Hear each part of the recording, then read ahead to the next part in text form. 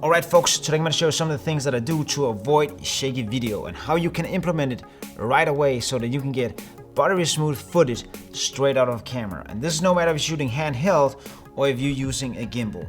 If you use some of the techniques that I'll show you today, you will get amazing footage. So, here we go.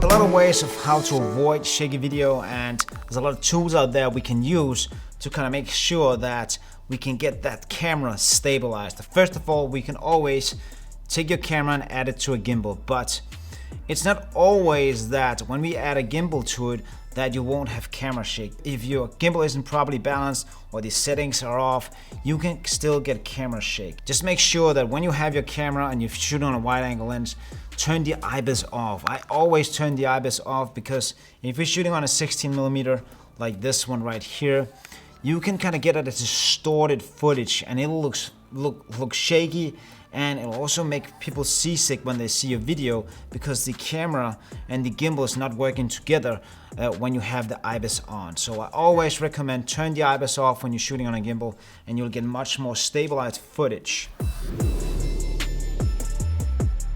When we are walking with a gimbal, or when you're walking with a gimbal and you want a stabilized shot, then walk into this shot. Don't start the shot right away. Take a couple of steps back and then walk into the shot, because once you're in motion and the camera and the gimbal is in motion, it's much more likely that you won't get that camera shake.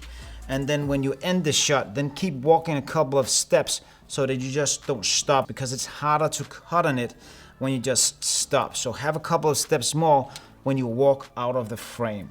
So that's some of the things that I use when I shoot on the gimbal to make sure that I will have the best stabilized footage as possible when we're shooting on a gimbal. But what if we don't shoot on a gimbal and we just want to shoot handheld? We can still get buttery smooth footage.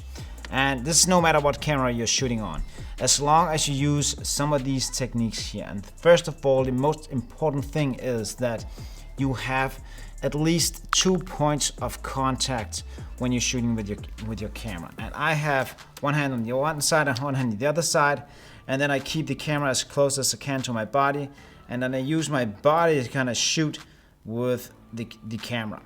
But to make this even better, I'm using this strap, and last week I made a full video on how I use this camera strap, and I can use it with my gimbal.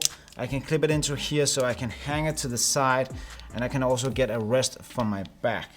And I have this Peak Designs on the other side so I can clip this into the bottom. So it's really useful. It's a tactical strap. I'll link the video here so you can go back and watch it if you haven't seen it. But let me show you some of the things you can do handheld with this Peak Design straps. So once you have 2 points of contact, you can add a third point by adding a strap. And when I'm leaning this strap into the camera, I can get buttery smooth footage, and I can lean in and out, and sometimes it is a gimbal-like footage when I shoot with the S1H, because the S1H has amazing in-body stabilization, and even this 24-105 is also a stabilized lens. So some of the footage I get out of this handheld is amazing. But if you don't have a stabilized camera, then just use a third point of contact. You can also use a tripod. I always have a tripod with me when I'm shooting. So once you can do that, you can put it on there and you can just lean it into your chest. I can even extend this out if I want to. See, here we go. And then I have a longer point of contact. And just put it against your body. And then again, you have that third point of contact, and you can shoot super buttery smooth footage straight out of camera. Not all that camera shake, because if you just want to hold it still, just hold it still, lock it in, and then make the footage or make the shot you want. So that's some of the things you can also do. And in my last video, there was a lot of people asking, what about the Peak Design straps compared to this one? And I have it right over here, and I've actually been using the Peak Design straps a lot. But the things that I love about this one is that I can clip this on and off. I cannot do that with the Peak Designs. Normally it just hangs to the side and it has these two because it's made to kind of hang on each side of your camera, but I only want to use one. So what I did is just added this one in the middle so I could take it over, but I still have this one hanging that I'm not using. So it's a good strap and it works fine, but I like this one much better, I would say. Another great way to hide camera shake within your video is to shoot in slow motion. Use the higher frame rate of your camera, such as 60 or 120 FPS, because once you get into the edit, you can then slow the footage down and it's much harder to see any camera movement when you are using slow motion. But it's not always that we can use slow motion, but if you can, take the advantage so that you can hide any camera shake.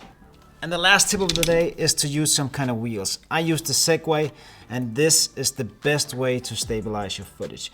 Because once you're on these wheels, you will have the smoothest footage ever. No matter if you're shooting it on camera, you can hold this as still as you want because there's no more up and down movement.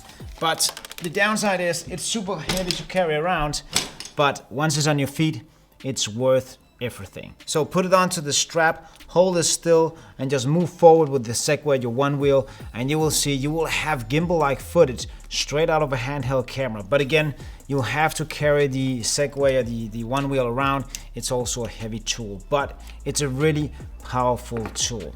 And lastly, just remember that camera shake isn't always bad. It depends on what kind of video you're shooting or what kind of mood you want. So sometimes a bit of camera shake can give that more authentic feel to the video than having super buttery smooth footage all the way around. But now that we've done all this, we're using a tripod, we're using a strap, and we still have some camera shake. Or when you're walking with the gimbal, there's some small jitters in there you don't want. You can always run some stabilization in the editing software. If it's Premiere Pro, you can use Warp Stabilizer, or in Final Cut Pro X, you can just run the stabilizer on there. And most of the time, it will just crop in a little bit and it will take out that minimal shake you have. Try some of these things that I show you today, and I will guarantee you will get buttery smooth footage. Remember to go back and see my video from last week. It is really good. And lastly, stay creative and stay safe. And if you can, go out and shoot some dope videos. See you next time. Bye.